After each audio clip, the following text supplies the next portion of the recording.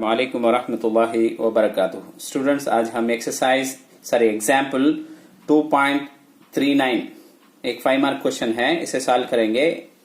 चलो देखते हैं। The sum of first n, 2n and 3n terms of an AP are S1, S2 and S3 respectively. Prove आपको S3 is equal to 3 into S2 minus S1। अब क्या करेंगे करके देखेंगे। सम ऑफ n टर्म का तो उसके वास्ते फार्मूला हमारे पास है, वो फार्मूला यहाँ यूज कर लेते। सो n के वास्ते क्या है, S1। क्या लिखे जाए, S1 इज इक्वल टू, हमारे पास फार्मूला है n, क्या formula, n divided by 2a plus n minus 1 into D.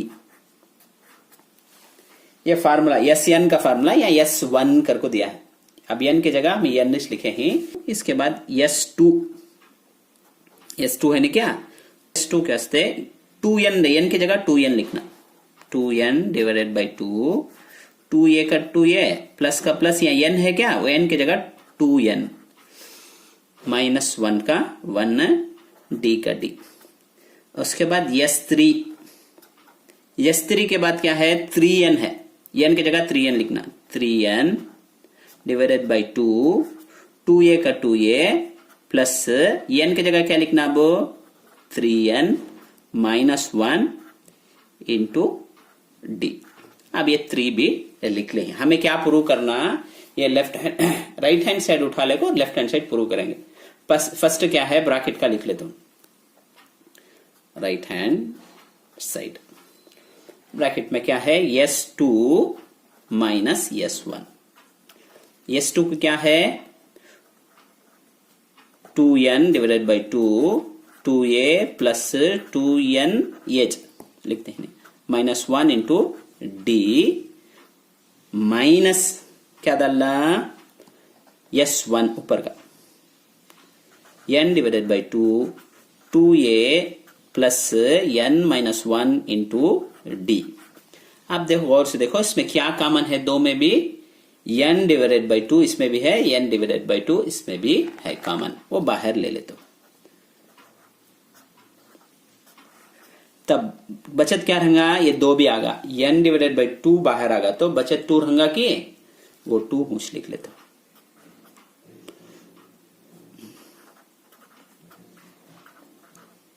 To N minus 1 into D, ये तो पूरा बाहर आगा ना, होंच लिख लेता हूं खाली। सॉरी, ये n डिवाइडेड बाई 2 ये तो बाहर आगा, ये ब्रैकेट का पूरा भी होंच लिखे जा, n माइनस 1 इंटू डी। अब क्या करते हो, देखो ये 2 को अंदर मल्टीप्लाई करें, देखिए n डिवाइडेड बाई 2 दे, ये 2 को अंदर मल्टीप्लाई करना कि क्या हो जाएगा, 4a, इसे भी मल्टीप्लाई करना। ये जरा गौर से देख लो, इसे भी इसे मल्टीप्लाई करें तो 4a होगा क्या। अब इसे भी मल्टीप्लाई कर दो, इसमें इसके सामने d अलग है, ये स्टेप की जरा गौर से देख लो, इसके सामने d है, और एक स्टेप भी लिखे जाए, गौर से देख लो तुम्हें, यहाँ d भी है, तो ये 2 ये d, ये 2 को भी अंदर ब्रैकेट के अंदर मल्टीप्लाई करें तो क्या हो जाएगा, 2 2 जा 4 d का d, 4d, उसके बाद ये n का n। समझ में आता है कि ये 2 ये d, 2d होगा क्या, 2d को ये ब्रैकेट के अंदर मल्टीप्लाई करता हूं, 2d इंटू 2n है, सो 2 2 जा 4d को भी n को बोलते dn। उसके बाद फिर भी 2d को माइनस 1 से मल्टीप्लाई करें तो माइनस 2d आएगा, 2d को माइनस 1 से मल्टीप्लाई करें तो माइनस होगा क्या, अब यहां तक होगा। d के साथ n को मल्टीप्लाई करो तो nd, नहीं तो dn करोगे, लिखे जा माइनस d, राइट क्या। ये स्टेप के बाद ये स्टेप होंचे लिख लिया हूं, फर्क क्या बोले तो ये माइनस है नहीं क्या, अंदर मल्टीप्लाई करे हूं, ये पूरा प्लस रहता सो माइनस होगा, माइनस रहता सो प्लस हो जाएगा। अब देखो